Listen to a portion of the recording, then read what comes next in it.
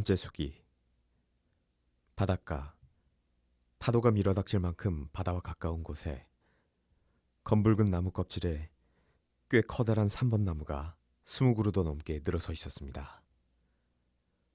새학년이 시작되면 3번 나무는 끈적끈적해 보이는 갈색의 어린잎과 함께 푸른 바다를 배경으로 눈부시도록 찬란한 꽃을 피웠고, 이윽고 꽃보라가 날릴 무렵이면 꽃잎은 허옇게 바다로 떨어져 해면을 수놓으며 떠돌다가 파도를 타고 다시 바닷가로 밀려 내려왔습니다. 그 벚꽃 모래사장을 그대로 교정으로 사용하고 있는 도호쿠의 어느 중학교에 수험 공부도 변변히 하지 않았는데도 그럭저럭 무사히 입학할 수 있었습니다. 그리고 그 중학교 학생모의 휘장에도 교복 단추에 도안화한 벚꽃이 피어 있었습니다. 그 중학교 바로 가까이에 우리 집안과 먼 친척되는 사람의 집이 있었는데, 그런 이유도 있고 해서 아버지께서 그 바다와 벚꽃의 중학교를 내게 골라주셨던 겁니다. 나는 그 집에 맡겨졌고, 어쨌든 학교가 아주 가까웠기에 아침에 종이 울리는 것을 듣고서야 달려서 등교하는 꽤나 게으른 중학생이었지만, 그래도 얘의 어릿광대 짓으로 나날이 반에서 인기를 얻고 있었습니다. 태어나서 처음으로 타향에 나온 셈이지만 그 타향이 내가 태어난 고향보다 훨씬 마음 편하게 느껴졌습니다. 그것은 내 어릿광대 짓도 그 무렵에는 점점 완벽하게 몸에 배어 사람을 속이는데 예전만큼 고생할 필요가 없어진 덕분이라고 해석할 수도 있겠지만, 그보다는 어떤 천재라 해도, 예컨대 하느님의 아들인 예수라 할지라도 피부치와 타인, 고향과 타향 사이에는 연기하는 난이도의 차이가 엄연히 존재하는 것이 아닐까요? 배우로서 가장 연기하기 어려운 장소는 고향의 극장이고, 더욱이 일가 친척이 모두 나란히 앉아있는 방에서라면 아무리 명배우라도 연기할 엄두를 못 내지 않을까요? 그렇지만 나는 연기를 해왔습니다. 그것도 꽤 성공을 거두었습니다. 그 정도로 보통 내기가 아닌 놈이 타향에 나온 만큼 만에 하나라도 연기를 잘못하는 일 같은 건 있을 리가 없습니다. 인간에 대한 공포는 예전보다 더했으면 더했지 결코 덜하지 않을 정도로 격렬하게 가슴 저 깊은 곳에서 꿈틀거리고 있었지만, 연기는 그야말로 물이 올라 교실에서는 늘 반 아이들을 웃게 만들었고, 선생님도 이 반은 오바 요조만 없으면 정말 괜찮은 반인데 말이다 라고 탄식조로 말씀하시면서도 손으로 입을 가리고 웃으셨습니다. 천둥같이 거칠고 사납게 소리를 내지르는 배속장교조차 아주 간단히 웃길 수 있었습니다. 이제는 내 정체를 완벽하게 은폐할 수 있게 된 게 아닐까 하고 안심하려던 참에 정말 뜻밖에도 등 뒤에서 칼을 맞고 말았습니다. 등 뒤에서 쿡 찌르는 자들이 의뢰 그렇듯 그는 반에서 가장 빈약한 몸집에 얼굴도 푸르댕댕하고 분명 아버지나 형에게 물려받은 듯 쇼토쿠 태자의 옷처럼 소매가 지나치게 긴 윗도리를 입고, 공부는 전혀 못하고 교련이나 체조 시간은 늘 견학이나 하는 백치 같은 학생이었습니다. 나조차 그런 아이까지 경계할 필요를 느끼지 못했던 겁니다. 그날 체조 시간에 그 학생 다케이치는 여느 때처럼 견학을 했고, 우리는 철봉 연습을 하고 있었습니다. 나는 일부러 될 수 있는 한 엄숙한 표정으로 철봉을 향해 에잇하고 외치며 뛰어올라서는 그대로 멀리 뛰기를 하던 나라가 모래밭에 쿵 엉덩방아를 찢었습니다. 전부가 계획적인 실수였습니다. 역시나 다들 웃음보가 터졌고, 나도 쓴웃음을 지으며 일어나서 바지에 모래를 털고 있는데, 언제 거기로 와 있었는지 다케이치가 내 등을 쿡 찌르며 나지막한 목소리로 이렇게 속삭였습니다. 일부러 그랬지, 일부러. 온몸이 떨렸습니다. 일부러 실수했다는 것을 다른 사람도 아닌 다케이치가 간파하리라고는 꿈에도 생각지 못했습니다. 세상이 한순간에 지옥의 불길에 휩싸여 타오르는 것을 눈앞에서 보고 있는 것 같아 으악 소리를 지르며 미쳐버릴 것 같은 기분을 필사적으로 억눌렀습니다. 그때부터 계속된 불안과 공포의 나날들. 겉으로는 변함없이 애처로운 어릿광대를 연기하면서 모두를 웃기고 있었지만 문득 나도 모르게 답답한 한숨이 새어나왔습니다. 무슨 짓을 해도 전부 다케이치에게 사사치 간파당할 것이고 그러면 이 녀석이 조만간 아무에게나 이 얘기를 퍼뜨리고 다닐 게 틀림없다고 생각하니 이마에 축축한 진땀이 솟아났고 미친 사람처럼 괴상한 눈빛으로 공연히 주변을 두리번 둘러보곤 했습니다. 할 수만 있다면 아침, 점심, 저녁 온종일 다케이치의 곁을 떠나지 않고 그가 비밀을 입 밖에 내지 않도록 감시하고 싶은 심정이었습니다. 그래서 둘이 늘 붙어 다니는 동안 내 어릿광대 짓이 일부러 한 게 아니라 진짜였다고 믿게끔 갖은 노력을 다하고 일이 잘 되어 그와 둘도 없는 친구가 되면 좋겠다. 만일 그 모든 일이 불가능하다면 그때는 그가 죽기를 빌 수밖에 없다는 생각까지 들었습니다. 그래도 그를 죽여야겠다는 마음만은 들지 않았습니다. 지금까지 살아오면서 남이 나를 죽여줬으면 하고 바란 적은 여러 번 있었지만 남을 죽이고 싶다고 생각한 적은 한 번도 없었습니다. 그것은 두려운 상대에게 오히려 행복을 안겨주는 일일 뿐이라고 생각했기 때문입니다.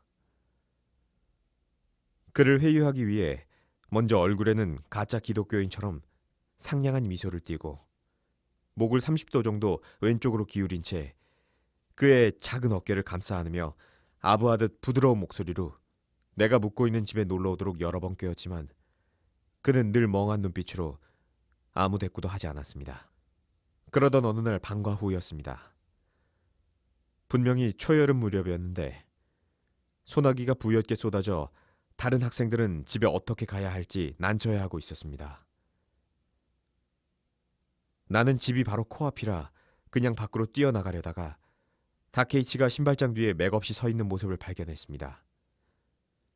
가자, 우산 빌려줄게 라고 말하고 머뭇거리는 다케이치의 손을 잡아 끌고 함께 소나기 속을 달렸습니다. 집에 도착하자 아주머니에게 우리 둘의 겉옷을 말려달라고 부탁한 뒤 다케이치를 2층의 내 방으로 끌어들이는데 성공했습니다.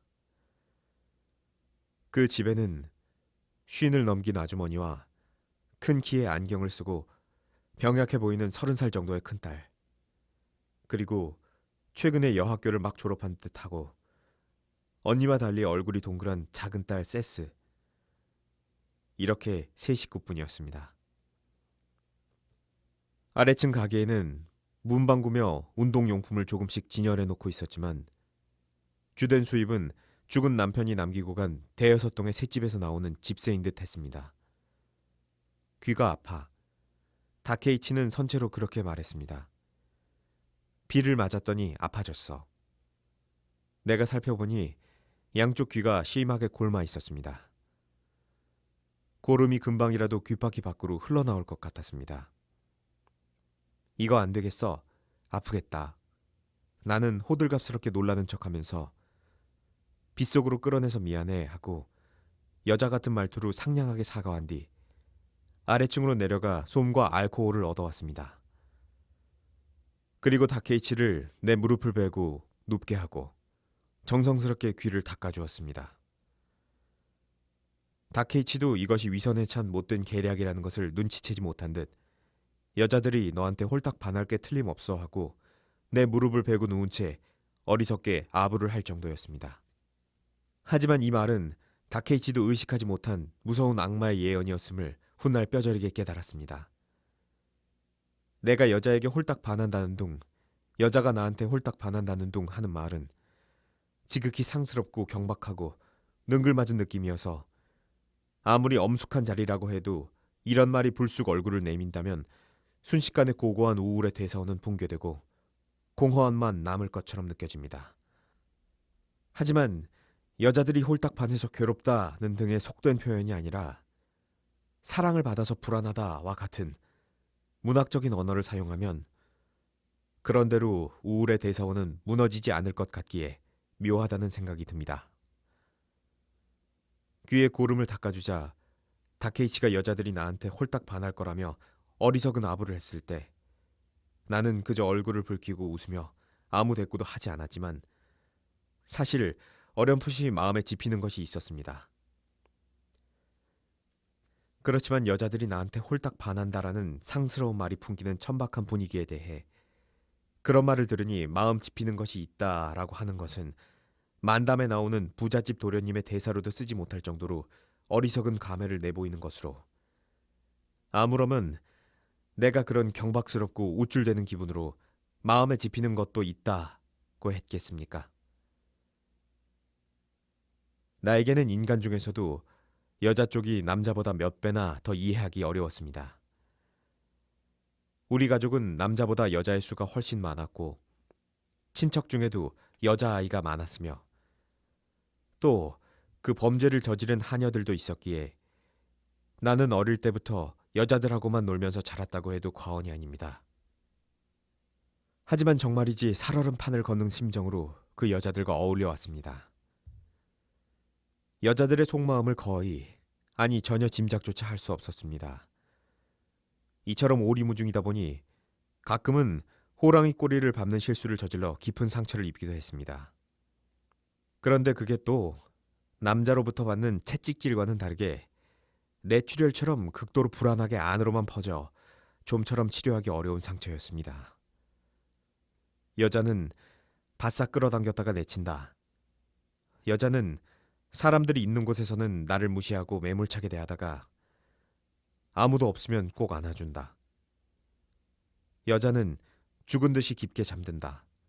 여자는 잠자기 위해 살고 있는 게 아닐까. 그 밖에도 유년 시절처럼 다양하게 여자를 관찰했지만 같은 인간이면서 남자와는 완전히 다른 생물처럼 느껴집니다. 그런데 또 이런 불가사의하고 방심할 수 없는 생물이 기묘하게도 나를 보살펴 주었습니다.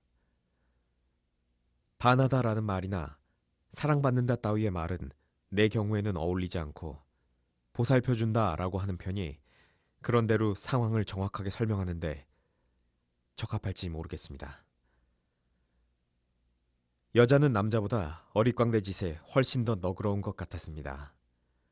내가 어릿광대를 연기하면 남자들은 마냥 껄껄거리며 웃지 않았고 나 역시 남자를 상대로 내 기분에 취해 지나치게 어릿광대 짓을 하다가는 실패한다는 것을 알고 있었기에 반드시 적당한 데서 멈추는 걸 염두에 두고 있었습니다. 하지만 여자들은 적당한 선이라는 게 없는 것처럼 언제까지고 어릿광대 짓을 요구했고 나는 그 끝없는 앙코르에 응하다가 녹초가 되고 말았습니다. 여자들은 참으로 잘도 웃습니다. 대체로 여자가 남자보다 훨씬 더 쾌락에 탐닉하는 것 같습니다. 중학교 시절에 신세를 진 하숙집의 큰딸과 작은딸도 틈만 나면 2층 내 방에 찾아오는 바람에 그때마다 깜짝 놀라고 사뭇 두려웠습니다. 공부해? 아니요. 나는 미소를 지으며 책을 덮었습니다. 오늘 학교에서요. 별명이 몽둥이인 지리 선생님이 이렇게 마음에도 없는 우스갯소리가 술술 입에서 흘러나왔습니다. 요조야, 안경 써봐. 어느 날 밤 작은 딸 세스가 언니와 함께 내 방에 놀러와서 실컷 어릿광대 짓을 시키더니 그렇게 말했습니다. 왜? 글쎄 써보라니까. 언니한테 안경 빌려. 늘 이렇게 거칠게 명령조로 말했습니다. 어릿광대는 고분고분 언니의 안경을 썼습니다. 순간 두 자매는 자지러지게 웃어댔습니다. 똑같네. 로이드랑 판박이야. 당시 헤럴드 로이드인가 하는 외국의 희극 배우가 일본에서 인기가 있었습니다. 나는 일어나 한 손을 들고는 여러분 하고 말을 시작하며 이번에 일본 팬 여러분들께 라고 한바탕 인사말을 늘어놓아 더욱 배꼽을 잡게 만들었습니다. 그 뒤로는 로이드의 영화가 동네 극장에 상영될 때마다 보러 가서 몰래 그의 표정 등을 연구했습니다. 또 어느 가을밤 누워서 책을 읽고 있는데 언니가 새처럼 날래게 방에 들어와서는 느닷없이 내 이불 위로 엎어져 울며 요조가 날 구해주겠지? 그럴 거지? 이런 집구석 함께 나가버리는 게 낫겠어. 나 좀 도와줘. 도와줘. 이렇게 격한 말을 내뱉더니 또 울었습니다. 하지만 여자들이 내게 이런 태도를 보이는 것이 처음은 아니어서 언니의 과격한 말에도 그다지 놀라지 않았습니다. 오히려 그 진부하고 별 내용도 없는 말에 시들해져서 이불에서 슬며시 빠져나와 책상 위에 있는 감을 깎아 언니에게 한쪽을 건네주었습니다. 그러자 언니는 헥헥 느껴 울면서도 그 감을 먹더니 뭐 재미있는 책 없니? 빌려줘 하고 말했습니다. 나는 책장에서 나스메 소세키의 나는 고양이 로소이다 라는 책을 빌려주었습니다. 잘 먹었어. 언니는 무안한 듯 웃으며 방을 나갔습니다. 하지만 언니뿐이 아니라 여자들은 도대체 어떤 마음으로 살고 있는지를 생각하는 일은 나로서는 지렁이의 생각을 헤아리는 것보다 까다롭고 성가시고 어쩐지 기분 나쁘게 느껴졌습니다. 다만 여자들이 그렇게 갑자기 울기 시작하거나 할 때는 뭔가 달콤한 것을 건네주면 그걸 먹고 기분이 나아진다는 것만큼은 어릴 때부터의 경험으로 알고 있었습니다. 또 작은 딸인 세스는 친구들까지 내 방으로 데려왔습니다. 그런데 내가 여느 때처럼 공평하게 모두를 웃기고 친구들이 집으로 돌아가면 꼭 그 친구들의 험담을 했습니다. 걔는 불량 소녀니까 조심해야 하고 어김없이 말하는 겁니다. 그럴 거면 굳이 데려오지 않으면 될 텐데. 아무튼 세스 덕분에 내 방에 오는 손님은 거의 다 여자들이었습니다. 하지만 그건 다케이치가 아부사마 했던 여자들이 너한테 반할 거야 라는 말이 실현된 것은 결코 아니었습니다. 말하자면 나는 일본 도호쿠 지방의 헤럴드 로이드에 지나지 않았습니다. 다케이치의 어리석은 아부가 꺼림칙한 예언으로 생생하게 되살아나 불길한 모습을 드러낸 것은 그로부터 몇 년이 지난 후의 일이었습니다. 다케이치는 나에게 또 한 가지 중요한 선물을 주었습니다. 도깨비 그림이야. 언젠가 다케이치가 2층 내 방에 놀러 왔을 때 자신이 가져온 컬러판 사파 한 장을 의기양양하게 보여주며 그렇게 설명했습니다. 하는 생각이 들었습니다. 그 순간 나의 갈 길이 결정되었던 거라고 요즘 들어 그런 생각을 하곤 합니다. 나는 알고 있었습니다. 그건 고흐의 그 유명한 자화상이었습니다. 우리가 어린 시절에 일본에서는 프랑스 인상파 그림이 대유행이어서 서양화 감상의 첫걸음을 대체로 그런 그림들에서 시작했습니다. 그래서 고흐, 고갱, 세잔, 르누아르 같은 화가들의 그림은 시골 학생들도 대부분 사진 도판으로 봐서 알고 있었습니다. 나 역시 고흐 그림의 컬러 도판을 제법 많이 봐서 재미있는 터치, 선명한 색채에 흥미를 느끼고 있었지만 도깨비 그림이라고는 한 번도 생각한 적이 없었습니다. 그럼 이 그림은 어때? 이것도 도깨비일까? 책장에서 모딜리아니 화집을 꺼내 햇빛에 그을린 구릿빛 피부의 유명한 나체화를 다케이치에게 보여주었습니다. 굉장하네. 다케이치는 눈을 휘둥그레 뜨고 감탄했습니다. 와, 지옥의 말 같아. 이것도 도깨비인가? 나도 이런 도깨비 그림을 그리고 싶어. 인간에 대한 공포심이 지나친 사람들이 오히려 무서운 요괴를 확실히 눈으로 보고 싶어 하는 심리.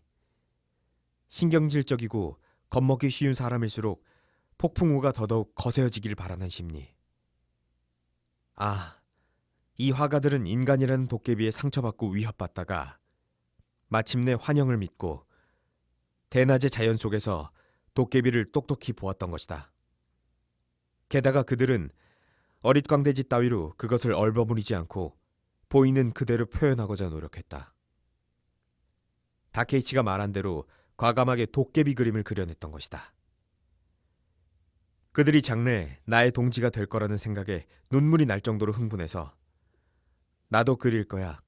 도깨비 그림을 그릴 거야. 지옥의 말을 그릴 거야. 라고 왠지 목소리를 아주 낮춰 다케이치에게 말했습니다. 소학교 때부터 그림이라면 그리는 것도 보는 것도 좋아했습니다. 그렇지만 작문만큼은 좋은 평가를 받지는 못했습니다. 원래 인간이 하는 말을 전혀 믿지 않았기에 작문 따위는 나한테 단지 어릿광대의 인사말 같은 것이었습니다. 소학교, 중학교 내내 선생님들을 미친 듯이 웃게 해주었지만 정작 나 자신은 하나도 재미가 없었습니다. 그런데 그림은 비록 남의 그림을 흉내내는 유치한 수준이긴 해도 그 대상을 표현하기 위해 고심했습니다. 학교의 그림 견본은 시시하고 선생님의 그림도 형편없어서 그야말로 마구잡이로 이런저런 표현법을 스스로 연구하고 시도해보지 않으면 안 되었습니다. 중학교 때 유화 도구도 한 세트 가지고 있었지만 인상파 화풍의 터치를 그대로 따라 그려보아도 내가 그린 것은 마치 전통 색지공예처럼 밋밋해서 제대로 된 그림이 나올 것 같지 않았습니다. 하지만 다케이치의 말을 듣고 그때까지 그림을 대하는 나의 마음가짐이 완전히 잘못되었다는 것을 깨달았습니다. 아름답다고 느낀 것을 그대로 아름답게만 표현하려고 노력하는 안이함, 어리석음. 대가들은 아무것도 아닌 것을 주관에 따라서 아름답게 창조하고 혹은 추한 것에 구역질을 하면서도 그에 대한 흥미를 숨기지 않고 표현의 기쁨에 젖어 있었습니다. 즉, 타인의 생각은 전혀 아랑곳하지 않은 회화의 원초적인 비법을 다케이치에게서 전수받고 나는 예의 그 여자 손님들 몰래 차근차근 자화상 제작에 들어갔습니다. 나 자신도 흠칫 놀랄 정도로 음산한 그림이 완성되었습니다. 하지만 이것이야말로 가슴 깊은 곳에 꼭꼭 숨기고 있던 나의 정체인 것이다. 겉으로는 쾌활하게 웃고 또 사람들을 웃기지만 실제로는 이런 음울한 마음을 지닌 것이 나인 것이다. 어쩔 수 없지 하고 마음속으로 받아들였지만 그 그림은 다케이치 외에는 아무에게도 보여주지 않았습니다. 남들이 내 어릿광대 짓의 밑바닥에 자리한 음산함을 간파하고 갑자기 치사하게 경계하는 것도 싫었고 또 이것을 내 정체라고 깨닫지 못하고 새로운 취향의 어릿광대 짓으로 여겨 웃음거리로 삼을지도 모른다는 걱정도 있었습니다. 그렇게 되면 무엇보다 고통스러운 일이었기에 그 그림은 바로 벽장 깊숙이 넣어두었습니다. 학교의 미술 시간에도 그 도깨비 기법은 숨기고 여태 해왔던 대로 아름다운 것을 아름답게 표현하는 평범한 터치로 그렸습니다. 이전부터 다케이치에게만은 신경이 예민한 모습을 태연히 내보였기에 이번의 자화상도 다케이치에게는 마음 놓고 보여주고 크게 칭찬받았습니다. 그리고 다시 2장이고 3장이고 도깨비 그림을 연거푸 그리자 다케이치로부터 넌 훌륭한 화가가 될 거야 라는 또 하나의 예언을 들었습니다. 여자들이 나한테 반할 거라는 예언과 훌륭한 화가가 될 거라는 예언. 이 2가지 예언을 바보 다케이치가 내 머릿속에 새겨놓았고 이윽고 나는 도쿄로 가게 되었습니다. 미술학교에 가고 싶었지만 아버지는 이전부터 나를 고등학교에 보내서 장차 공무원으로 만들 생각이었고 내게도 여러 번 그렇게 말씀하셨기 때문에 말대꾸 한마디 못하는 성품의 나는 꼼짝없이 그 말씀을 따랐습니다. 아버지도 4학년 때부터 시험을 쳐보라고 하셨고 나도 벚꽃과 바다의 중학교는 이제 어지간히 실증나던 터라 5학년에 진급하지 않고 4학년을 수료한 뒤 도쿄의 고등학교에 입학시험을 치르고 합격했습니다. 곧바로 기숙사 생활을 시작했지만 그 불결함과 난폭함에 넌더리가 나서 어릿광대 짓은커녕 의사에게 폐병이라는 진단서를 받아내어 기숙사에서 나와 우에노 사쿠라기초에 있는 아버지 집으로 옮겼습니다. 나는 단체 생활이라는 걸 도저히 할 수가 없었습니다. 게다가 청춘의 감격이라든가 젊은이의 긍지라는 말을 들으면 소름이 돋아서 고등학생의 정신이니 어쩌니 하는 것은 도저히 따라갈 수가 없었습니다. 교실도 기숙사도 일그러진 성욕의 쓰레기장 같은 느낌이 들어 완벽에 가까운 내 어릿광대 짓도 거기에서는 아무런 도움이 되지 않았습니다.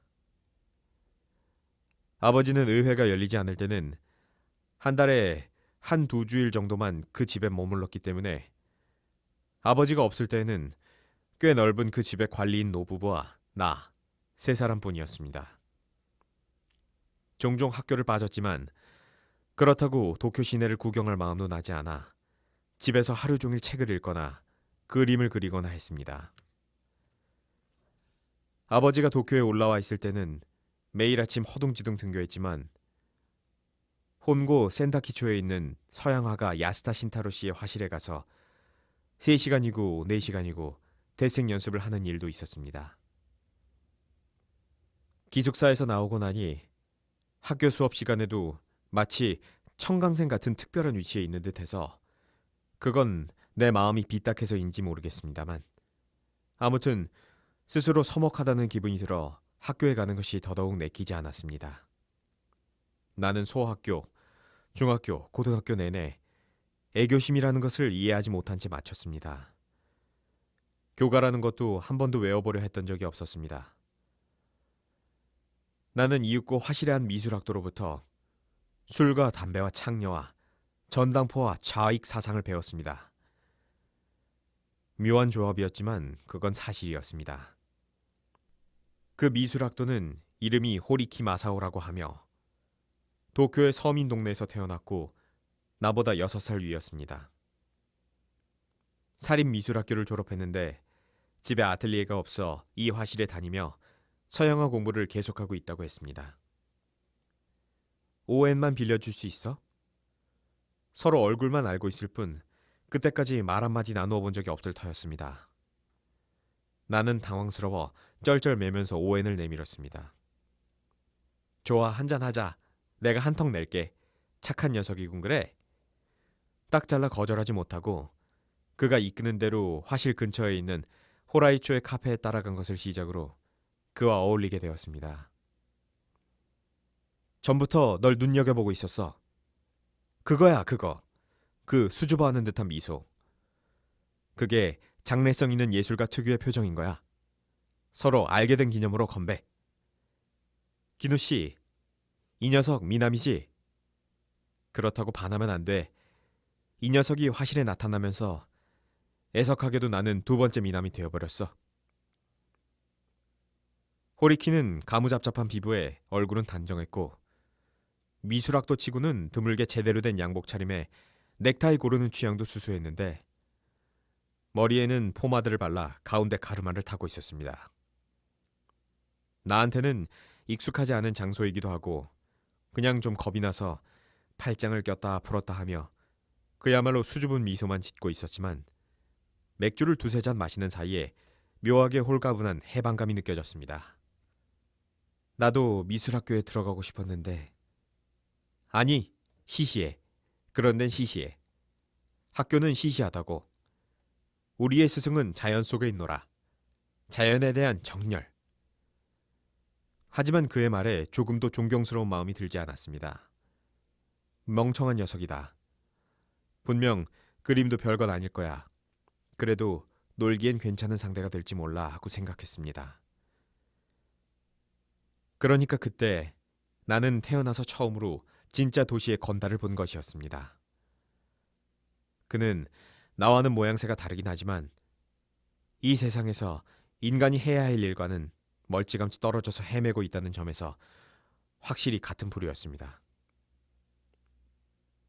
그는 의식하지 못한 채 어릿광대 짓을 하고 게다가 그 어릿광대 짓의 비참함을 전혀 깨닫지 못하고 있다는 게 나와는 본질적으로 다른 점이었습니다. 노는 것일 뿐이다. 놀이 상대로서 어울리는 것일 뿐이다.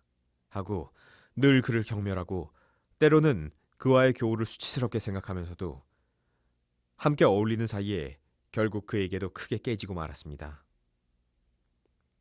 그렇지만 처음에는 호리키를 좋은 사람, 보기 드물게 좋은 사람이라고 믿고 늘 인간에게 공포를 느끼던 나도 완전히 방심해서 좋은 도쿄 안내자가 생겼다 정도로만 생각했습니다. 사실 혼자서 전차를 타면 차장이 무섭고 가부키 극장에 들어가고 싶어도 주홍빛 융단이 깔려있는 현관 계단이 양쪽으로 나란히 서 있는 안내양들이 무섭고 레스토랑에 가면 등 뒤에 가만히 서서 접시가 비는 것을 기다리고 있는 웨이터가 무섭고 특히 계산을 할 때 내 손놀림은 얼마나 어색한지 물건을 사고 돈을 낼 때는 인색해서가 아니라 너무 긴장하고 부끄럽고 불안하고 두려운 나머지 어질어질 현기증이 나서 세상이 깜깜해지고 거의 반쯤 미친 듯한 기분이 들어 값을 깎기는커녕 거스름돈 받는 일을 잊어버릴 뿐만 아니라 산 물건을 가지고 오는 것을 잊은 적도 종종 있을 정도였습니다. 그래서 도저히 혼자서는 도쿄 거리를 다니지 못하니 할 수 없이 온종일 집안에서 빈둥거렸다는 속사정도 있었습니다. 그런데 호리키에게 지갑을 넘겨주고 함께 다니면 호리키는 값을 많이 깎는 데다가 노는데 선수라고 할까? 얼마 안 되는 돈으로 최대 효과를 거두는 식으로 돈을 썼습니다. 비싼 택시는 멀리하고 전차, 버스, 통통배 등을 번갈아 이용해서 최단 시간까지 목적지에 이르는 수완도 보여주고 창녀 집에서 아침에 돌아올 때에는 어느 요정에 들러 아침 목욕을 하고 따끈한 탕두부에 가볍게 술을 마시면 적은 돈으로도 사치스러운 기분을 느낄 수 있다고 현장 교육도 해주었습니다. 그 밖에도 포장마차의 쇠고기 덮밥, 닭꼬치가 저렴하면서도 영양 많은 음식이라는 걸 가르쳐주고 취기가 빨리 오르는 데는 전기 브랜디만한 게 없다고 장담하는 등 하여간 그런 계산에서는 한 번도 불안이나 공포를 느끼게 한 적이 없었습니다. 게다가 호리키와 어울리면서 또 한 가지 좋았던 점은 호리키가 듣는 사람의 생각 따위는 아예 무시하고 이른바 정열이 뻗치는 대로 온종일 시시껄렁한 수다를 늘어놓는 통에 둘이 다니다가 지쳐도 어색한 침묵에 빠질 염려가 전혀 없다는 겁니다.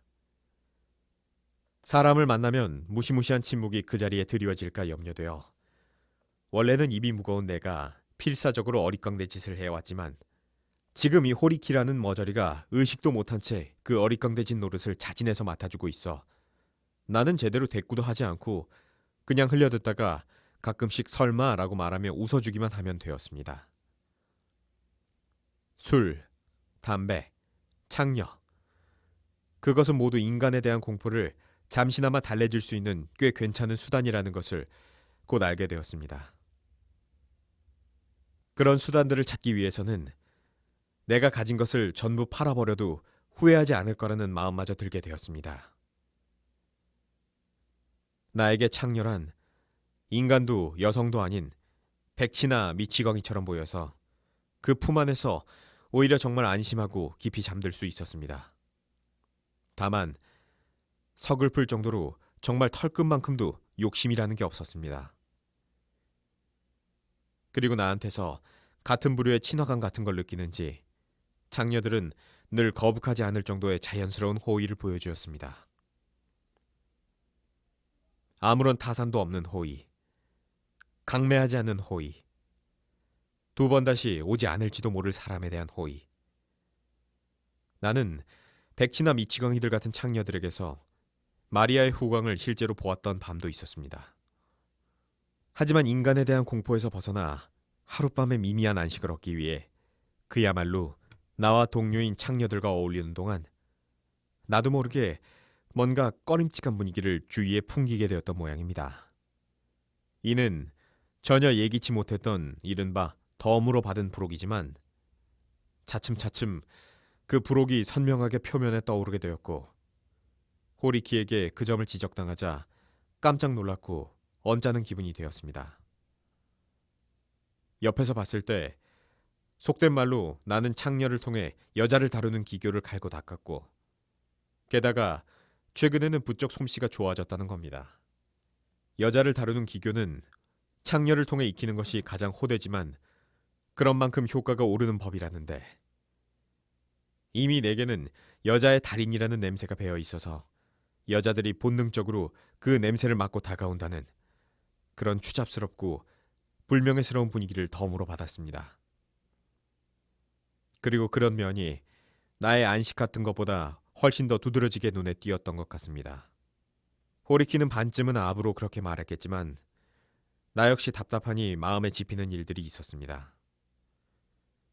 타방 여 종업원에게서 유치한 편지를 받았던 기억도 있고 사쿠라기 초에 이웃집 장군 댁에 20살쯤 된 딸이 매일 아침 내가 등교하는 시간에 볼 일도 없을 것 같은데 화장을 옅게 하고 자기 집 대문을 들락날락 하기도 했고 쇠고기를 먹으러 가면 내가 가만히 있는데도 여자 종업원이, 또 단골 담배 가게의 딸이 건네준 담배 상자 속에, 또 가부키를 보러 가면 옆자리에 앉은 여자에게, 또 깊은 밤 전차에서 술에 취해 자고 있는데, 또 뜻밖에도 고향의 친척집 딸한테서 애절한 편지가 오고, 또 누군지 모르는 아가씨가 내가 집에 없는 사이에 손수 만든 인형을 놓고 가기도 하고, 내가 극도로 소극적이어서 어느 경우든 거기서 끝난 이야기고 단편에 불과할 뿐 그 이상의 진전은 전혀 없었습니다. 그러나 어쩐지 여자에게 꿈을 꾸게 하는 분위기가 나의 어딘가에 늘 감돌고 있다는 것은 그저 자랑 삼아 떠벌리는 연애 이야기나 시시한 농담이 아니라 부정할 수 없는 사실이었습니다. 그것을 호리키 같은 놈에게 지적받게 되어 굴욕에 가까운 씁쓸함을 느꼈고, 동시에 장녀와 노는 것도 갑자기 재미가 없어졌습니다. 호리키는 모더니티에 대한 허영심 때문에 어느 날 나를 공산주의 독서회라는 비밀 연구회에 데려갔습니다. 호리키라는 인물에게는 공산주의 비밀 모임도 예의 도쿄 안내 가운데 하나에 불과했는지 모르겠습니다. 나는 이른바 동지들에게 소개되었고 팸플릿을 한 부 사게 되었으며, 상석에 앉은 지독히 못생긴 청년에게 마르크스 경제학 강의를 들었습니다. 하지만 내게는 그것이 뻔한 이야기로 들렸습니다. 물론 틀림없는 이야기이긴 하지만 인간의 마음속에는 까닭을 알 수 없는 좀 더 무서운 것이 있다. 욕망이라는 말로도 부족하고 허영이라는 말로도 부족하고 색과 욕 두 개를 나란히 늘어놓아도 부족하고, 뭔지 알 수 없지만 인간 세상의 밑바닥에는 경제뿐만이 아니라 이상한 괴담 같은 것이 있는 것 같았습니다. 그 괴담에 완전히 겁먹고 있는 나로서는 이른바 유물론이라는 것에 대해 물이 낮은 쪽으로 흐르듯이 자연스럽게 긍정하면서도, 그렇지만 그로 인해 인간에 대한 공포로부터 해방되어 신록을 향해 눈을 뜨고 희망의 기쁨을 느낀다는 듯이 하는 일은 불가능했습니다. 그래도 한 번도 빠지지 않고 그 RS라는 데에 출석했고, 동지들이 무슨 큰일이라도 되는 듯이 굳은 표정으로 하나 더하기 하나는 둘이라는 식의 거의 초등산수처럼 보이는 이론 연구에 골몰하는 것이 참을 수 없이 우스꽝스럽게 보여 예의 내 어릿광대 짓으로 모임을 편안하게 만들려고 애썼습니다. 그 덕분인지 차츰차츰 연구의 답답한 분위기도 풀리고 나는 그 모임에 없어서는 안 될 인기인이 된 모양입니다. 이 단순해 보이는 사람들은 나 역시 자신들과 똑같이 단순하고 낙천적인 어릿광대 동지 정도로 생각했는지 모릅니다만, 만약 그랬다면 나는 이 사람들을 하나부터 열까지 속이고 있었던 셈입니다. 나는 동지가 아니었습니다. 그렇지만 모임에 빠짐없이 꼬박꼬박 출석해서 모두에게 어릿광대 서비스를 제공했습니다. 좋아했기 때문입니다. 그 사람들이 마음에 들었기 때문입니다. 하지만 그건 반드시 마르크스 때문에 맺어진 친애의 감정은 아니었습니다. 비합법. 나는 그것이 은근히 즐거웠던 겁니다. 차라리 마음이 편했습니다. 세상에서 합법이라 일컫는 쪽이 오히려 두렵고 그것의 구조를 이해할 수 없으며 창문도 없고 뼛속까지 추위가 스며드는 그 방에서는 도저히 앉아 있을 수가 없어 밖은 비합법의 바다라고 해도 그것에 뛰어들어 헤엄치다가 죽음에 이르는 편이 오히려 마음이 편할 것 같았습니다. 음지의 사람이라는 말이 있습니다. 인간 세상에서는 비참한 패배자, 부도덕한 자를 가리키는 말인 듯 합니다만, 나는 태어날 때부터 음지의 사람인 것 같아서 세상 사람들한테 음지의 사람이야 하고 손가락질 당하는 사람들을 보면 늘 상냥한 마음이 듭니다. 그리고 나의 그 상냥한 마음은 나 스스로 반할 정도로 다정했습니다. 죄의식이라는 말도 있습니다. 이 인간 세상에서 평생 죄의식에 시달렸지만 조강지처처럼 내 인생의 좋은 반려자이기에 그 녀석과 단둘이 쓸쓸히 논일며 지내는 것도 내 삶의 방식 가운데 하나였는지도 모르겠습니다. 또 속된 말로 정강이의 상처를 가진 몸이라는 말도 있는 모양이지만 나는 아기였을 때 그런 상처가 저절로 한쪽 정강이에 생겼고 자라면서 치유가 되기는커녕 더욱더 깊어지다가 마침내 뼛속 깊숙이 파고들어 밤마다 끝없이 변하는 지옥 같은 고통을 겪었습니다. 하지만 그 상처는 점차 내 혈육보다 친근하게 느껴졌고 통증은 곧 상처에 살아있는 감정 혹은 사랑의 속삭임 같다는 생각까지 들었습니다. 그런 나에게 그 지하운동 그룹의 분위기는 이상하게 마음이 놓이고 편안했습니다. 말하자면 그 운동의 본래 목적보다는 겉으로 풍기는 그 운동의 분위기가 나와 맞는 느낌이었습니다. 호리키의 경우는 그저 머저리에 장난삼아 나간 것뿐이어서 나를 소개시키려고 한 차례 모임에 나갔을 뿐입니다. 그는 마르크스주의자는 생산면의 연구와 함께 소비면의 시찰도 필요하다는 어설픈 신소리를 하며 모임에는 나오지 않고 나를 소비면의 시찰 쪽으로만 꿰어내고 싶어 했습니다. 이제 와서 생각해보면 당시에는 여러 유형의 마르크스주의자가 있었습니다. 호리키처럼 모더니티에 대한 허영심 때문에 마르크스주의자라고 자칭하는 자도 있었고 또 나처럼 오로지 비합법의 냄새가 마음에 들어 거기 눌러앉은 자도 있었는데 만약 우리의 실체가 진짜 마르크스주의 신봉자에게 들켰다면 불같은 노여움을 사서 호리키도 나도 비열한 배신자로 당장 쫓겨났겠지요.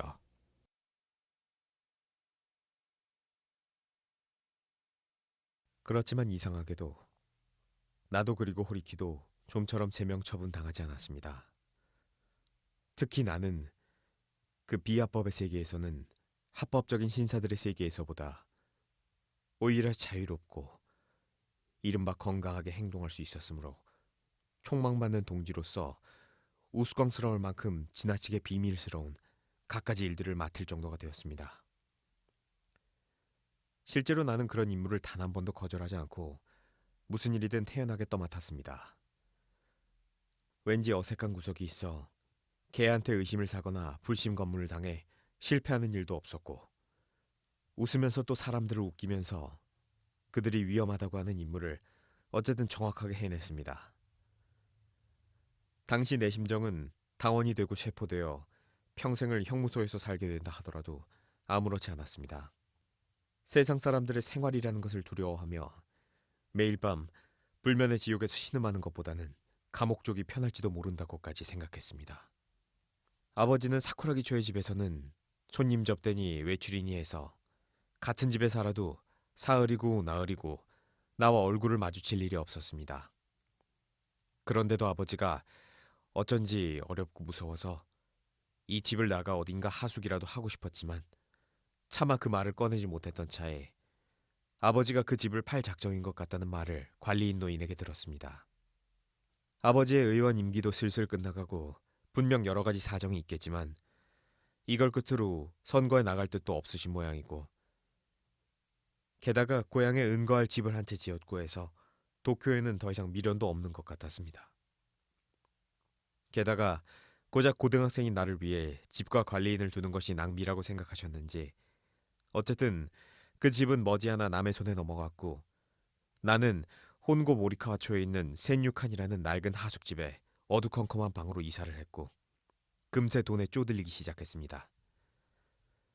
그때까지는 아버지한테 매달 정해진 액수의 용돈을 받았는데 그게 불과 2, 3일 만에 없어져도 담배든 술이든 치즈든 과일이든 늘 집에 있었고 책이나 학용품 그 밖에 옷가지에 관한 일체를 언제든 근처 가게에서 외상으로 살 수 있었습니다.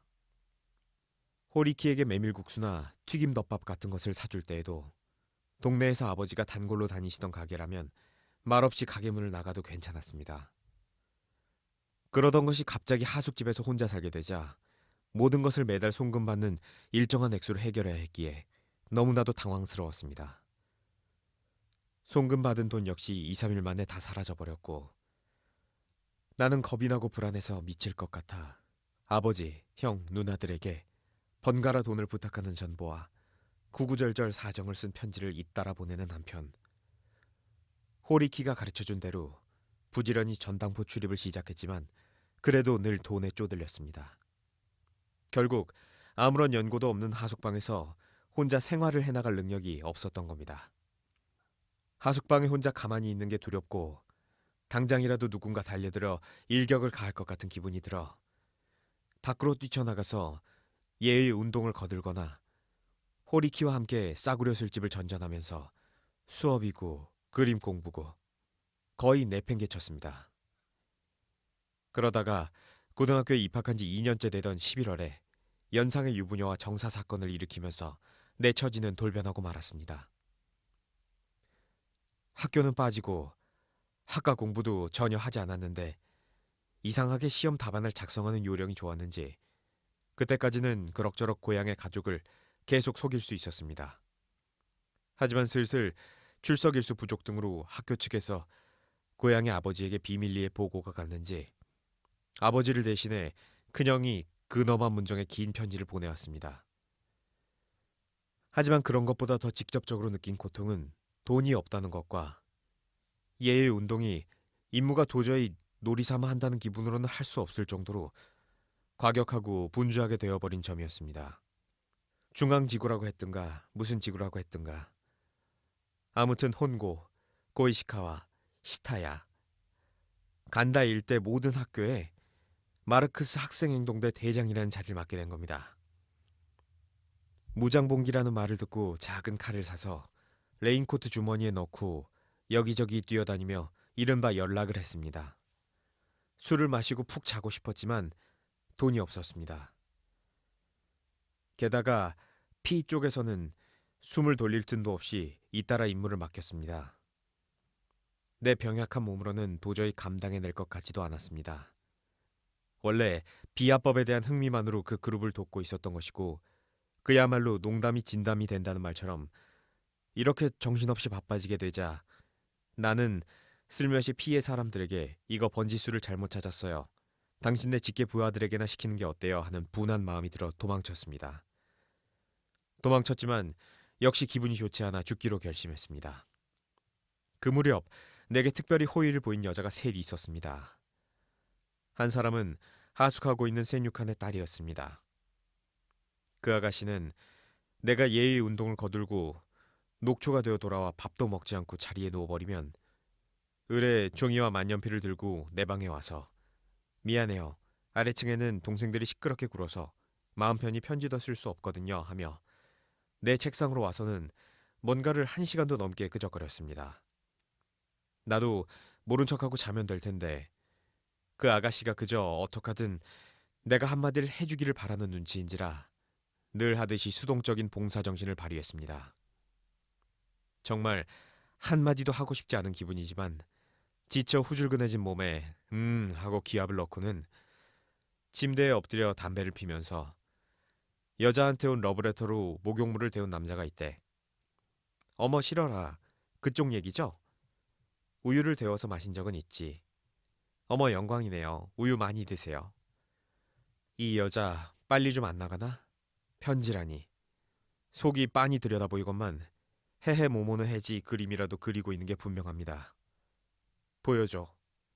죽어도 보고 싶지 않은 기분으로 그렇게 말하면 어머 싫어요. 아이 싫어요 하면서 기뻐하는 그 꼴이라니. 너무 가관이어서 흥이 깨질 뿐입니다. 그래서 나는 심부름이라도 시키자고 생각합니다. 미안하지만 전찻길에 있는 약국에 가서 칼모틴 좀 사다 주지 않을래? 너무 피곤하니까 얼굴이 달아오르고 오히려 잠이 안 와. 미안해, 돈은? 됐어요, 돈 같은 거. 기꺼이 일어섭니다. 심부름을 시킨다는 것은 절대 여자를 기죽이는 게 아닙니다. 오히려 여자는 남자에게 일을 부탁받으면 기뻐한다는 것을 나는 잘 알고 있었습니다. 또 한 명은 여자 고등 사범학교의 문과생으로 이른바 동지였습니다. 이 사람은 예의 운동 임무 때문에 싫어도 날마다 얼굴을 맞대야만 했습니다. 회의가 끝나고도 그 여자는 계속 나를 쫓아다니며 이것저것 마구 사주곤 했습니다. 날 친누나라고 생각해주면 좋겠어. 그 가짜는 말에 진저리를 치면서도 그럴게요 하고 우스어린 미소를 지으며 대답합니다. 어쨌든 화나게 하면 무섭다. 어떻게든 얼버무려 넘겨야 한다는 생각만으로 그 못생기고 지겨운 여자에게 점점 더 봉사를 했고 물건을 사주면 기쁜 표정을 지으며 농담을 해서 웃겼습니다. 어느 여름날 밤 아무리 해도 떨어지려 하지 않았기에 어두컴컴한 길거리에서 오로지 그 사람이 가주기를 바라는 마음에서 키스를 해줬습니다. 그러자 한심스럽게도 미친 듯이 흥분해서 차를 부르더니 그 사람들이 운동을 위해 비밀리에 빌린 듯한 빌딩 사무실 같은 좁은 방에 나를 데려가 아침까지 난장판을 벌이는 통에 어이없는 누나다 하고 나 혼자 쓰는 숨을 지었습니다. 하숙집 딸이든 이 동지든 아무래도 날마다 얼굴을 마주칠 수밖에 없는 처지여서 지금까지 만났던 여러 여자들처럼 적당히 따돌릴 수가 없어 질질 끌게 되었고 얘의 불안한 마음 때문에 그저 열심히 이 두 사람의 비율을 맞추다 보니 어느새 나는 꼼짝달싹 못하는 처지가 되고 말았습니다.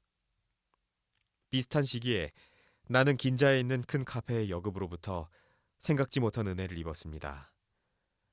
딱 한 번만 만났을 뿐인데도 은혜를 입은 게 마음에 걸려 역시 옴짝달싹 못할 정도로 걱정이 되고 어쩐지 두려웠습니다. 그 무렵에는 굳이 호리키가 안내해주지 않아도 나 혼자 전차도 타고 가부키 극장에도 가고 또 허름한 기모노를 입고 카페에도 들어갈 수 있을 정도로 조금은 넉살 좋은 척을 할 수 있게 되었습니다. 마음속으로는 여전히 인간의 자신감과 폭력성을 의심하고 두려워하며 번민하면서도 겉으로는 조금씩 타인에게 진지한 얼굴로 인사를 아니야. 나는 역시 패배한 어릿광대의 고통스러운 웃음을 동반하지 않고는 인사를 할 수 없는 체질입니다만 어쨌든 정신없이 허둥대는 인사라도 그럭저럭 할 수 있을 정도의 기량을 그 운동을 위해 뛰어다닌 덕분인지 아니면 여자 덕분 혹은 술? 그보다는 주로 돈에 쪼들린 덕분에 습득하기 시작했습니다. 어디를 가더라도 두려워서 오히려 큰 카페에서 많은 취객이나 여급, 웨이터들과 부대끼며 뒤섞여 있으면 끊임없이 쫓기는 듯한 내 마음도 진정되지 않을까 하고 10엔을 들고 긴자의 그 큰 카페에 혼자 들어가 웃으며 맞은편의 여급에게 10엔밖에 없으니 알아서 해줘요 하고 말했습니다. 걱정 마세요. 말투에서 어딘가 간사이 지방 사투리가 느껴졌습니다. 그리고 묘하게 그 한마디가 두려움에 부들부들 떨고 있는 내 마음을 가라앉혀 주었습니다. 아니, 단순히 돈 걱정을 할 필요가 없어졌기 때문은 아닙니다. 그 사람 곁에 있으면 걱정할 필요가 없을 것 같은 느낌이 들었던 겁니다. 술을 마셨습니다. 그 사람에게 마음이 놓였기 때문에 어릿광대 짓을 할 의무감에서 벗어나 내 본성대로 말없고 음산한 면을 그대로 내보인 채 조용히 술을 마셨습니다. 이런 거 좋아하세요? 여자는 여러 가지 요리를 내 앞에 늘어놓았습니다. 나는 고개를 가로저었습니다. 술만 드시나? 나도 마실래. 가을이었고 추운 밤이었습니다. 나는 스네코가 일러준 대로 긴자 뒷골목의 초밥 갑 한 대에서 지지리도 맛없는 초밥을 먹으며 그 사람을 기다리고 있었습니다. 그 사람은 혼조에 있는 목수집 2층에 새들어 살고 있었습니다. 나는 그 2층에서 평소에 내 음울한 마음을 조금도 숨기지 않고 지독한 치통에 시달리기라도 하는 듯 한쪽 손으로 뺨을 감싼 채 차를 마셨습니다. 그런 모습이 도리어 그 사람 마음에 들었던 모양입니다. 그 사람도 초겨울에 차가운 바람이 휘몰아치고 주위에는 낙엽만 휘날리듯 완전히 고립된 느낌의 여자였습니다.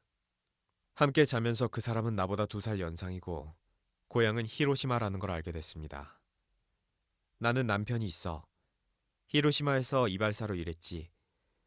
작년 봄에 함께 집을 나와 도쿄로 도망왔는데 남편은 도쿄에서 변변한 일거리도 없이 지내다가 사기죄로 형무소에 들어갔어.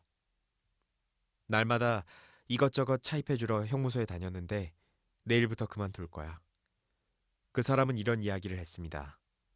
그러나 나는 어째선지 여자의 신세 타령 같은 것에는 조금도 흥미를 못 느끼는 체질입니다.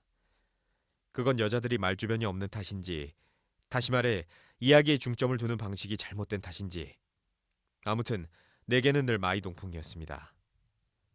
쓸쓸해.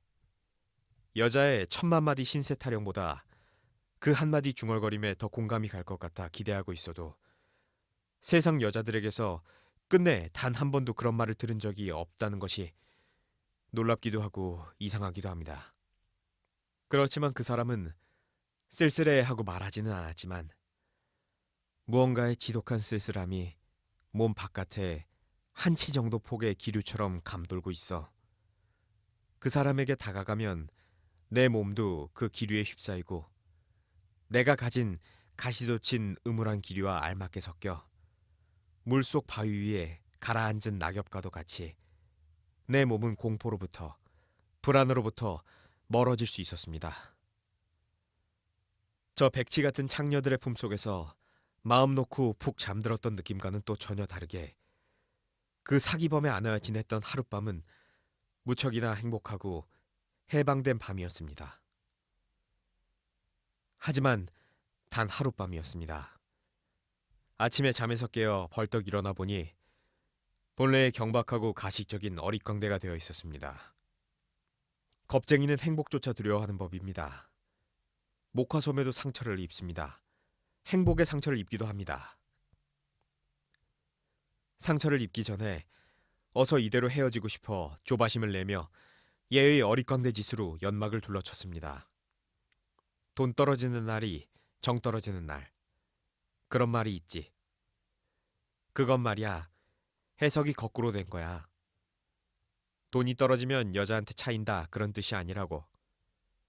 남자가 돈이 떨어지면 제풀에 의기소침해지고 못쓰게 되고 웃음소리에도 힘이 없고 이상하게 비뚤어지면서 결국에는 될 대로 되라 심정으로 남자 쪽에서 여자를 차는 거야. 반쯤 미쳐서 차고 또 차고 끝까지 차버린다는 뜻이지. 가해자와 대사전이라는 책에 그렇게 나와 있어. 가엾어라. 나도 그 마음 알아. 분명 그런 식으로 실없는 소리를 해서 스네코가 웃었던 것으로 기억하고 있습니다. 엉덩이가 무거우면 안 된다. 걱정거리만 생긴다 싶어 세수도 하지 않고 잽싸게 빠져나왔습니다만 그때 돈 떨어지는 날이 정 떨어지는 날이라고 아무렇게나 내뱉은 말이 나중에 뜻밖의 탈을 부르는 빌미가 되었습니다. 그 뒤로 한 달, 나는 그날 밤에 은인을 만나지 않았습니다. 헤어진 뒤 날이 갈수록 기쁨은 희미해지고 한때 은혜를 입은 일이 왠지 두려워 공연히 심한 속박을 느끼게 되었습니다. 그때 카페에서 술값을 전부 스네코가 부담하도록 했다는 사소한 일마저도 차츰 신경이 쓰이기 시작했습니다. 스네코 역시 하숙집 딸이나 저 여자 고등 사범학교 누나와 마찬가지로 나를 괴롭히곤 할 여자처럼 생각이 되어 멀리 떨어져 있으면서도 끊임없이 두려웠습니다. 게다가 나는 함께 잔 적이 있는 여자를 다시 만나면 왠지 상대가 느닷없이 불같이 화를 낼 것만 같아서 다시 만나는 것을 몹시 꺼리는 편이었기에 점점 더 긴자를 멀리하게 되었습니다.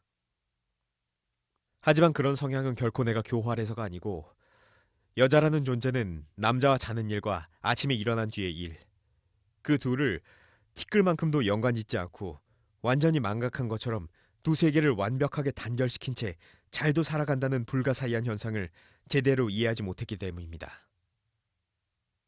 11월 말 나는 호리키와 간다의 포장마차에서 싸구려 술을 마셨는데 이 못된 친구는 거기를 나와서도 어디 가서 한 잔 더 하자고 했습니다. 이미 우리 수중에 돈이 다 떨어졌는데도 마시자 마시자 하면서 졸랐습니다. 그때 나도 술에 취해 대담해진 탓인지 좋아 그럼 꿈나라에 데려다 주지 놀라지 말라고 주지육님이라는 카페야? 그래 가자 이렇게 되어 둘은 전차를 탔습니다. 호리키는 들떠서 까불거렸습니다. 나 오늘 밤 여자한테 굶주렸어. 여급한테 키스해도 되겠지? 나는 호리키가 그런 주정을 부리는 것을 별로 좋아하지 않았습니다. 호리키도 그걸 알기에 내게 다짐을 받으려는 것이었습니다. 알았지? 키스한다고. 내 옆에 앉은 여급한테 꼭 키스하고 말겠어. 괜찮지? 상관없어. 고마워라. 나 여자한테 무지 굶주렸거든. 긴자 4번가에 내려서 주지육님이라는 큰 카페에 스네코를 믿고 거의 무일푼으로 들어갔습니다. 비어있는 칸막이 좌석에 호리키와 마주 앉자마자 스네코와 또 한 명의 여급이 달려왔습니다.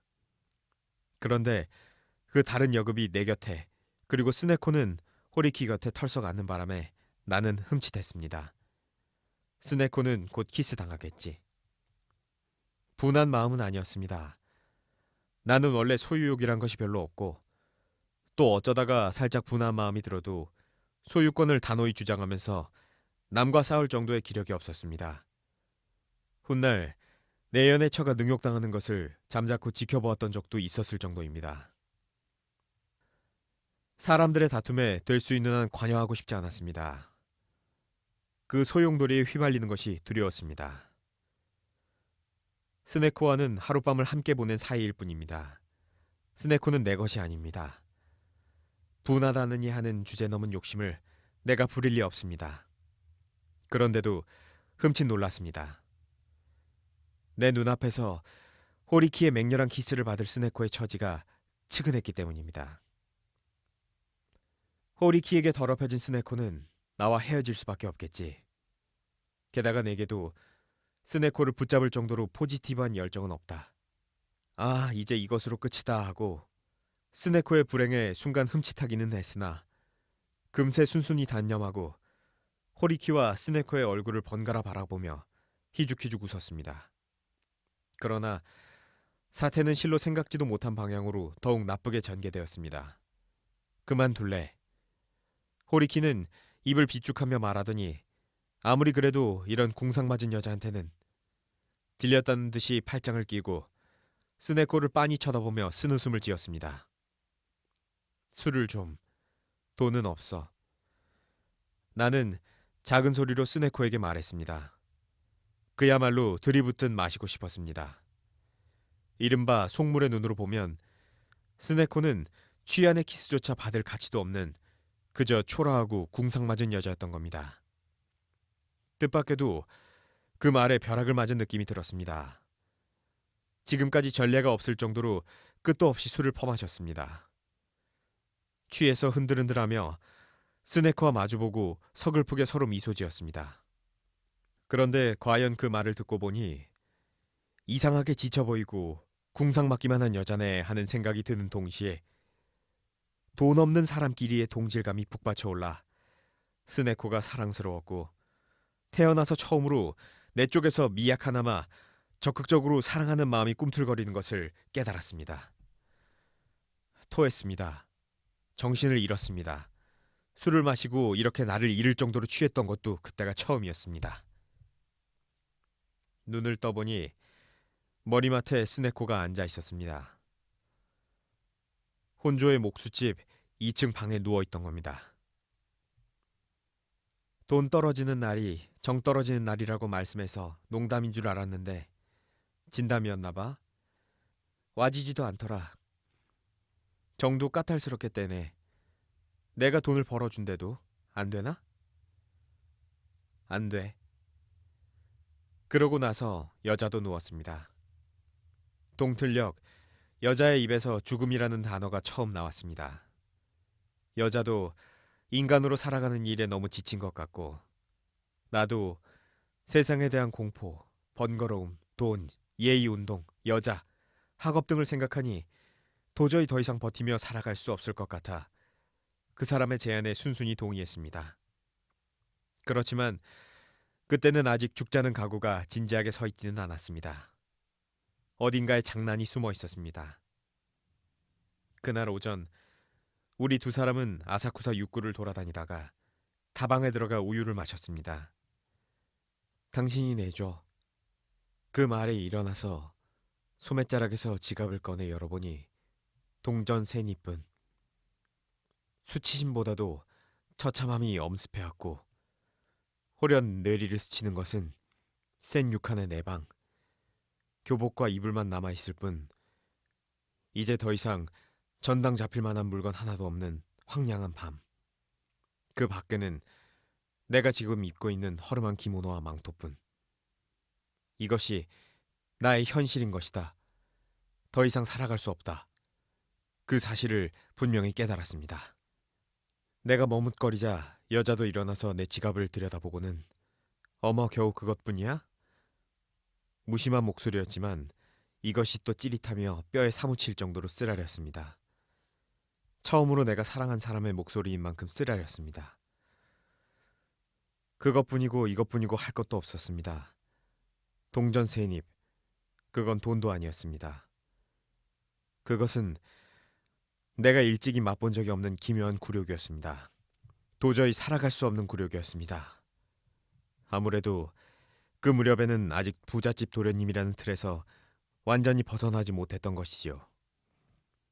그때 스스로 죽어야 한다는 것을 실감하고 뜻을 굳혔습니다. 그날 밤 우리는 가마쿠라의 바다에 뛰어들었습니다. 여자는 이 허리띠는 가게 친구한테 빌린 거라서 라고 말하며 기모노의 허리띠를 풀어 반듯하게 접어서 바위 위에 올려놓았고 나도 망토를 벗어서 같은 곳에 놓고 함께 물에 들어갔습니다. 여자는 죽었습니다. 그리고 나만 살아남았습니다. 내가 고등학생이고 또 아버지 이름도 얼마쯤은 이른바 뉴스거리가 될 만했는지 신문에서도 꽤 크게 다룬 모양입니다. 나는 바닷가 병원에 입원했고 고향에서 친척 한 명이 급히 쫓아와 여러 가지 일을 처리해 주었는데 고향의 아버지를 비롯해 온 집안 사람이 격노하고 있는 만큼 이것으로 생가와는 의절하게 될지도 모른다는 말을 전하고 돌아갔습니다. 그렇지만 그런 일보다도 죽은 스네코가 보고 싶어 훌쩍훌쩍 울기만 했습니다. 지금까지 만난 사람들 중에서 그 궁상맞은 스네코만 진심으로 좋아했기 때문입니다. 하숙집 딸에게서 단가를 50편이나 쭉 이어쓴 긴 편지가 왔습니다. 사라져요라는 묘한 말로 시작하는 단가만 50편이었습니다. 그리고 내 병실로 간호사들이 환하게 웃으며 놀러왔는데 내 손을 꼭 잡아주고 돌아가는 간호사도 있었습니다.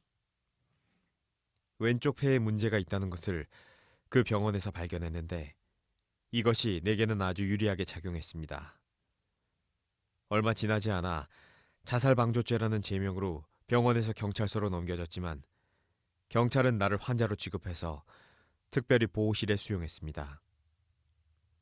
늦은 밤 보호실 옆 숙직실에서 불침번을 서고 있던 늙은 순경이 문을 살짝 열고 이봐 하며 내게 말을 걸고는 춥지? 이쪽으로 와서 불 좀 쬐게 라고 말했습니다. 나는 일부러 맥없이 숙직실로 들어가서 의자에 걸터 앉아 화토불을 쬐었습니다. 죽은 여자가 그립지? 예. 일부러 꺼져 들어가는 듯한 가느다란 목소리로 대답했습니다. 그게 바로 인정이라는 거지. 그는 점차 대담하게 나왔습니다. 처음으로 여자와 관계를 가졌던 데가 어디야? 거의 재판관처럼 거드름을 피우며 물었습니다. 그는 나를 어리다고 깔보고 지루한 가을밤 마치 자신이 취조반장이라도 되는 듯 나로부터 음담패설 같은 이야기를 이끌어내려는 속셈 같았습니다. 나는 재빨리 그 점을 알아차리고는 터져나오려는 웃음을 간신히 참았습니다. 순경의 그런 비공식적인 신문에는 일체 대답을 거부해도 상관없다는 것을 알고 있었지만 그래도 긴 가을밤에 흥을 돋우기 위해 순순히 그 순경이야말로 취조반장이고 형벌의 경중을 결정하는 것도 그 순경의 뜻 하나에 달려있는 것이다 라는 사실을 굳게 믿어 의심치 않듯 이른바 성의를 보이며 그의 음탕한 호기심을 얼마쯤 만족시켜줄 정도로 적당히 진술했습니다. 그걸로 대강 알겠어. 뭐든 솔직히 대답하면 우리 쪽도 그 점은 참작을 하지. 감사합니다. 잘 부탁드립니다. 거의 신들린 것 같은 연기였습니다. 그리고 나를 위해서는 무엇 하나 득될 게 없는 열연이었습니다. 날이 밝자 서장에게 불려갔습니다. 이번에는 정식 취조였습니다. 문을 열고 서장실에 들어서자마자 오 잘생겼군. 이건 자네 잘못이 아니야. 이렇게 미남으로 낳아준 자네 어머니 잘못이지. 얼굴이 가무잡잡하고 대학 출신자 느낌이 드는 아직 젊은 서장이었습니다. 갑자기 그런 말을 듣자 얼굴의 반쪽이 붉은 반점으로 뒤덮인 흉측한 기형아가 된 것 같은 비참한 기분이 들었습니다. 유도나 검도 선수 같은 이 서장의 취조는 참으로 시원시원해서 늦은 밤 노순경의 은밀하고 집요하기 짝이 없던 호색적인 취조와는 하늘과 땅만큼 차이가 났습니다. 신문이 끝나자 서장은 검사국에 보낼 서류를 정리하면서 몸이 튼튼해야지 혈담이 나온다며 하고 말했습니다. 그날 아침 이상하게 기침이 계속 나기에 그때마다 손수건으로 입을 막았는데 손수건에 붉은 쌀랑눈이 내린 것처럼 피가 묻어 있었습니다. 하지만 그건 목에서 나온 피가 아니라 전날 밤 귀 밑에 생긴 작은 종기를 만지작거리다가 거기에서 나온 피였습니다. 하지만 문득 그걸 밝히지 않는 편이 나을 것 같다는 생각이 들어서 그냥 예하며 눈을 내리깔고 순순히 대답했습니다. 서장은 서류를 다 쓰고 나서 기소가 될지 어떨지는 검사가 결정할 일이지만 자네 신원을 인수할 사람에게 전보나 전화로 오늘 요코하마 검사국에서 와주십사 부탁하는 편이 좋을 거야. 누군가 있을 테지. 자네 보호자라든가 보증인이 될 사람 말이야. 아버지의 도쿄집에 드나들던 서화 골동품 상인 시부타라고 우리 고향 사람으로 아버지의 심부름꾼 역할을 맡아 하던 땅딸막한 40대 독신 남자가 내 학교 보증인이라는 것이 생각났습니다. 그 남자의 얼굴, 그 중에서도 눈매가 넙치를 닮았다고 해서 아버지는 늘 그 남자를 넙치라고 불렀고 나도 그렇게 부르곤 했습니다. 경찰에게 전화번호를 빌려 넙치네 집 전화번호를 찾아냈습니다. 넙치에게 전화를 해서 요코하마의 검사국에 와달라고 부탁하자 넙치는 사람이 변한 듯 거만한 말투였지만 그래도 어쨌거나 일을 맡아주기로 했습니다. 이봐, 그 전화기 바로 소독하는 게 좋을 거야. 글쎄 혈담이 나온다잖아? 나를 내보낸 후 순경들에게 그렇게 지시하는 서장의 큰 목소리가 보호실에 앉아있는 내 귀에까지 들렸습니다. 정오가 조금 지났을 무렵 가느다란 삼노끈으로 몸이 묶였고 그걸 망토로 가려도 된다고 허락받았습니다. 다만 그 끈의 끝을 젊은 순경이 단단히 쥔 채 둘이 함께 전차를 타고 요코하마로 향했습니다. 그렇지만 조금도 불안감을 느끼지 않았고 저 경찰 보호실과 노순경도 그리웠습니다. 이건 어째서 이런 것일까요? 죄인으로 결박당하니 오히려 마음이 놓이고 느긋하게 진정되었습니다. 그때의 추억을 써내려가는 지금도 정말 마음이 편안하고 즐거운 기분이 듭니다. 하지만 그 시절 그리운 추억 가운데도 오직 한 가지 식은땀을 쏟을 정도로 평생 잊지 못할 비참한 실수가 있었습니다. 나는 검사국의 한 어두컴컴한 방에서 검사로부터 간단한 취조를 받았습니다. 검사는 40살 안팎으로 차분하고 좀스럽지 않은 인품인 듯 보여 나도 전혀 경계하지 않고 무심하게 진술을 하고 있었습니다. 그런데 갑자기 예의 기침이 나와 소매에서 손수건을 꺼내다가 문득 그 피를 보자 이 기침도 뭔가 도움이 될지도 모른다는 생각에 얕은 꾀를 부려 콜록콜록 기침을 두어 번. 이어서 가짜 기침도 요란스럽게 보태면서 손수건으로 입을 가린 채 검사의 얼굴을 힐끗 본 바로 그 순간. 진짜야? 조용한 미소를 지으며 물었습니다. 식은땀이 주르륵 흘렀습니다. 아니, 지금 생각해도 너무 수치스러운 나머지 가만히 앉아 있을 수 없는 심정입니다.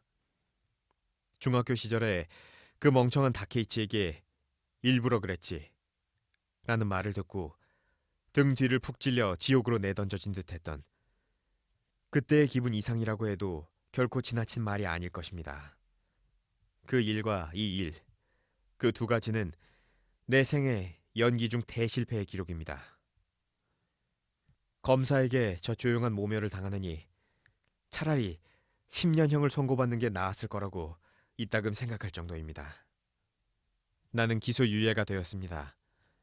그렇지만 조금도 기쁘지 않았고 그지없이 비참한 기분으로 검사국 대기실의 벤치에 걸터앉아 신원 인수인인 넙치가 오기를 기다렸습니다. 등 뒤에 높은 창문을 통해 저녁 노을이 진 하늘이 보이고 갈매기가 여자를 그리며 날고 있었습니다.